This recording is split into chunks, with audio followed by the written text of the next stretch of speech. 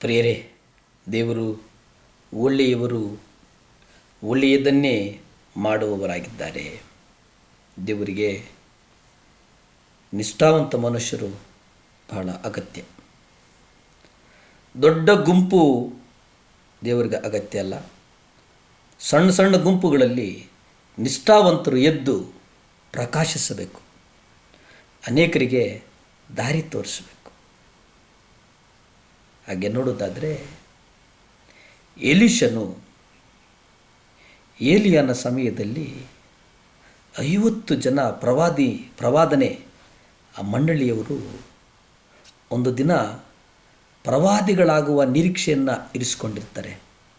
ಆದರೆ ದೇವರ ಪವಿತ್ರಾತ್ಮನು ಅವರನ್ನು ಮುಟ್ಟದೆ ಬಳಸಿಕೊಂಡು ಹೋಗಿ ಆ ಪ್ರವಾದಿ ಮಂಡಳಿ ಸದಸ್ಯನೇ ಅಲ್ಲ, ಎಲೀಷನ ಮೇಲೆ ಪವಿತ್ರಾತ್ಮನು ಬರ್ತಾನೆ. ನೋಡಿ, ಒಂದು ಕಡೆ 50 ಜನ ಪ್ರವಾದಿಗಳಾಗಬೇಕು ಎಂಬುದಾಗಿ ಆ ಅಭ್ಯಾಸದಲ್ಲಿ ನಿರತರಾಗಿದ್ದರು. ಆದರೆ ಅಭಿಷೇಕ ಬಂದಿದ್ದು ಎಲೀಷನ ಮೇಲೆ.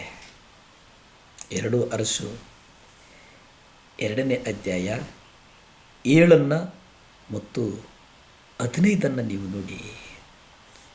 ಪ್ರವಾದಿಗಳ ಮಕ್ಕಳಲ್ಲಿ 50 ಮಂದಿ ಹೋಗಿ ದೂರದಲ್ಲಿ ಎದುರಾಗಿ ನಿಂತರು. ಆದರೆ ಆ ಇಬ್ಬರು ಯೋರ್ದಾನಿನ ಬಳಿಯಲ್ಲಿ ನಿಂತರು. ಎರಿಕೋವಿನ ಬಳಿಯಲ್ಲಿ ಎದುರಾಗಿದ್ದ ಪ್ರವಾದಿಗಳ ಮಕ್ಕಳು ಅವನನ್ನು ಕಂಡಾಗ ಏಲಿಯನ ಆತ್ಮ ಎಲೀಷನ ಮೇಲೆ ನಿಂತಿರುವುದು ಎಂದು ಹೇಳಿ ಆತನನ್ನು ಎದುರುಗೊಂಡು ಅವನಿಗೆ ಸಾಷ್ಟಾಂಗ ನಮಸ್ಕಾರ ಮಾಡಿದರು. ಇಸ್ರಾಯೇಲಿನಲ್ಲಿ ಎಲೀಷನು ಒಬ್ಬ ಸೇವಕನ ರೂಪದಲ್ಲಿ ಎಲ್ಲರಿಗೂ ಪರಿಚಿತನಾಗಿದ್ದ.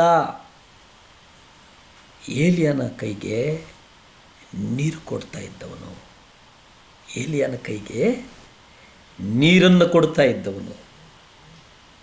ಅರಾಮ್ಯರ ಅರಸನು ತನ್ನ ಸೈನ್ಯದೊಡನೆ ಬಂದು ಇಸ್ರಾಯೇಲ್ ಮೇಲೆ ದಾಳಿ ಮಾಡಿದಾಗ ಈ 50 ಸತ್ಯವೇದ ಪಂಡಿತರಲ್ಲಿ ಒಬ್ಬನು ಅವರನ್ನು ರಕ್ಷಿಸೋದಕ್ಕೆ ಸಾಧ್ಯ ಆಗಲಿಲ್ಲ. ಯಾಕಂದರೆ ಅವರು ತಮ್ಮ ವೇದಶಾಲೆಯಲ್ಲಿ ಮೋಶೆಯ ಧರ್ಮಶಾಸ್ತ್ರವನ್ನು ಅಧ್ಯಯನ ಮಾಡಿರಬಹುದು, ಆದರೆ ದೇವರನ್ನು ಅರಿಯಲಿಲ್ಲ. ದೇವರನ್ನು ಅರಿಯುವಂಥದ್ದಿದೆಯಲ್ಲ, ದೇವರನ್ನು ಘನಪಡಿಸುವಂಥದ್ದಿದೆಯಲ್ಲ, ಅದು ಬಹಳ ಮುಖ್ಯ.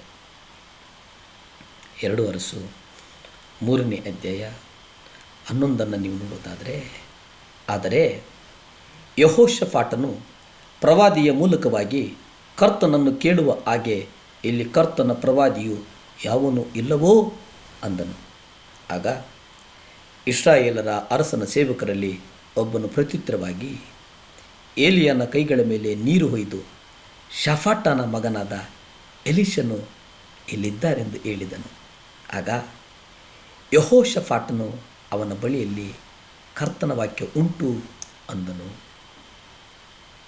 ಯಾರ ಬಳಿ ಕರ್ತನ ವಾಕ್ಯ ಇದೆ? ಯಾರ ಬಳಿ ಇದೆ? ಆ 50 ಮಂದಿ ಧರ್ಮಶಾಸ್ತ್ರವನ್ನು ಅಧ್ಯಯನ ಮಾಡ್ತಾ ಇದ್ರಲ್ಲ, ಅವರ ಬಳಿಯ? ಅವರ ತಂದೆಯಂದರು ಪ್ರವಾದಿಗಳಾಗಿದ್ದರಲ್ಲ, ಅವರ ಬಳಿಯ? ಈ ಲೋಕದ ಯಾರ ಬಳಿ? ಎಲೀಷನ ಬಳಿ.